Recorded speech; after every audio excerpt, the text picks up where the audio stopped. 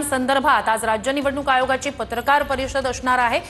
289 नगरपालिका नगरपंचायतींच्या संदर्भात 32 जिल्हा परिषदा, 331 पंचायत समित्या आणि 29 महापालिकांच्या निवडणुका अशा राज्यातल्या स्थानिक स्वराज्य संस्थांच्या निवडणुका बाकी आहेत आणि या संदर्भात आज काही घोषणा केली जाते का याकडे लक्ष असेल। स्थानिक स्वराज्य संस्थांच्या निवडणुकांसंदर्भात नेमकी काय घोषणा या पत्रकार परिषदेतून राज्य निवडणूक आयोग याकडे लक्ष असेल। टप्पे जाहीर केले जाणार आहेत का, कशा प्रकारे या स्थानिक स्वराज्य संस्थांच्या निवडणुका आज घोषित केल्या जात आहेत याकडे लक्ष असेल। निवडणूक आयोगाने आज निवडणुका घोषित केल्या तर तुमची भूमिका काय असेल?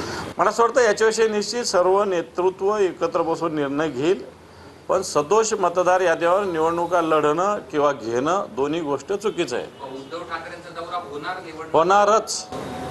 आचारसंहितेच्या काळात कसं काय प्रॉब्लेम झाला? आचारसंहितेच्या काळात फिरत नसतात, कोण म्हणे फिरत नाही? फिरतात।